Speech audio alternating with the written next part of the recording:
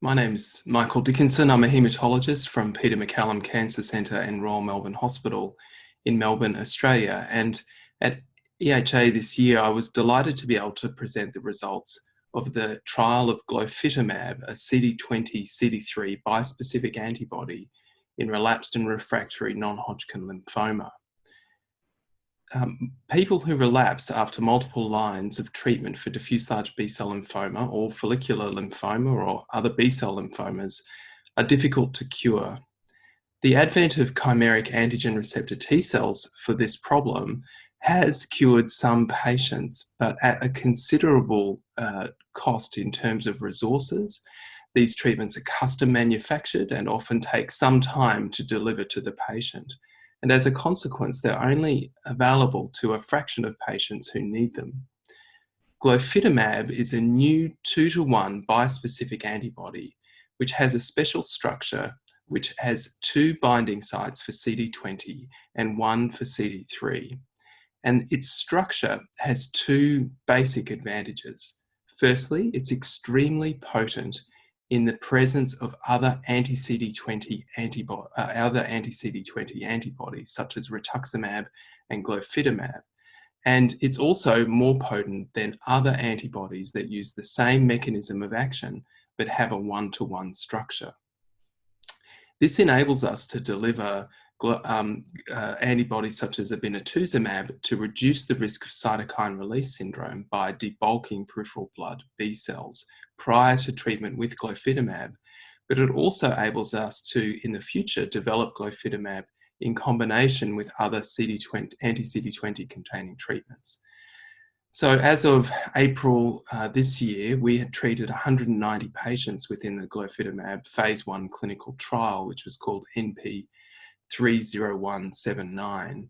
About 80% of the patients who were treated in the trial had aggressive histologies, and 90% had been refractory to some prior therapy, and about 3/4 were refractory to the immediate prior treatment. So this was a highly aggressive patient population in terms of the disease that they had.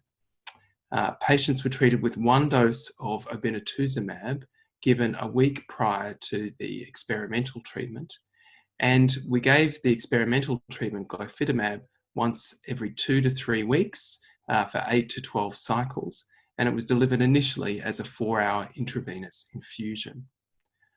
What we saw is that patients experienced a high rate of response and a high rate of complete remissions. Indeed, in patients who were treated at or above 10 milligrams, which we consider to be the active dose, complete remissions were achieved in 34% of patients with aggressive histologies and 50% of patients with indolent histologies.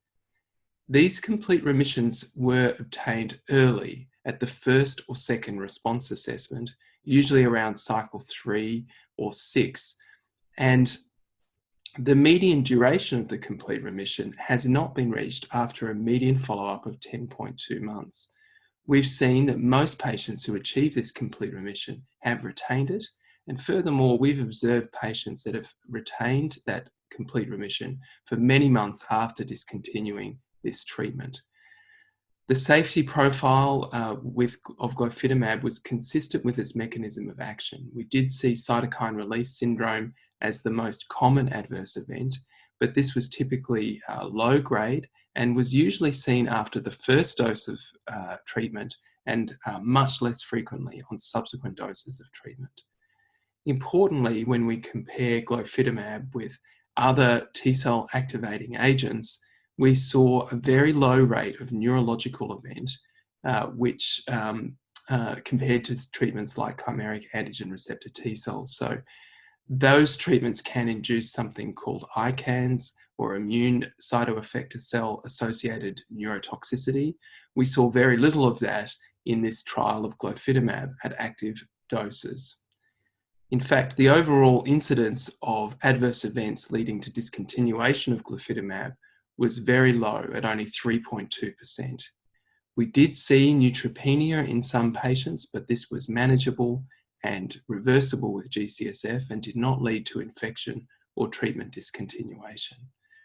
And so in summary, we were quite excited to present data that shows that we can harness the immune system, activate T cells using a bispecific antibody such as glofitamab, even in the presence of other anti-CD20 antibodies as immediate prior therapy, and that this led to really clinically significant responses in a patient group which was very significantly endowed with aggressive histology and also quite refractory disease before entering the clinical trial. So quite exciting observations. And now at EHA, we've been able to show that these responses were durable.